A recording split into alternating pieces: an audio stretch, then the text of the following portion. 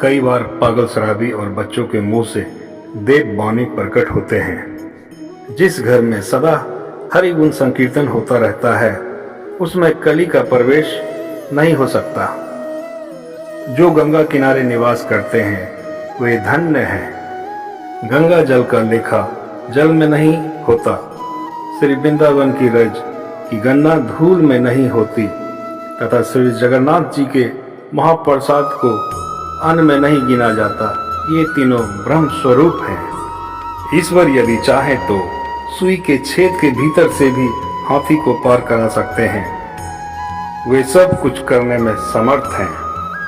जो मनुष्य ईश्वर की शरण में रहता है उसके पैर कभी नहीं लड़खड़ाते, वह कभी गलत काम नहीं करता। हरि यानी वह जो हमारे हृदय को हर लेता है। हरि बल यानी हरि ही हमारा बल है। जब तक मनुष्य की चेतना जाग न जाए तब तक वह ईश्वर को नहीं जान सकता। भगवान की शरण लो और सारी लज्जा और भय छोड़ दो। यदि मैं भगवान का नाम लेते हुए नाचूं तो लोग क्या कहेंगे? इस प्रकार के विचारों को दूर भगा दो। श्री रामकृष्ण जी ने किसी व्यक्ति से कहा था, पहले संसार करने के बाद तुम भगवान को प्राप्त करने आए हो। ऐसा ना करके अगर तुम पहले भगवान का लाभ कर लेते और बाद में संसार करने आते तो तुम्हें कितना आनंद मिलता। यदि तुम्हें विश्वास हो तो तुम जो चाहोगे वही पाओगे। पहले राम फिर राम का ऐश्वर्य। इसलिए वाल्मीकि को मरा मंत्र जप करने को कहा गया था। म अर्थात ईश्वर और रा अर्थात जगत उसका ऐश्वर्य। आध्यात्मिक ईश्वर तन्मयता से हानि होती है ऐसा कहना निर्थक है।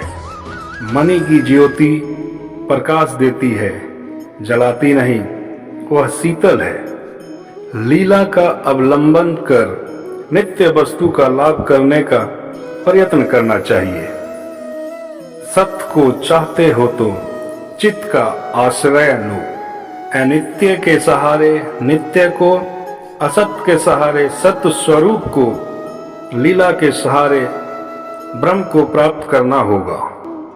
चिन्मय नाम, चिन्मय धाम, चिन्मय श्याम। प्रभु का नाम चैतन्य में है, उनका धाम चैतन्य में है, वे स्वयं चैतन्य स्वरूप हैं।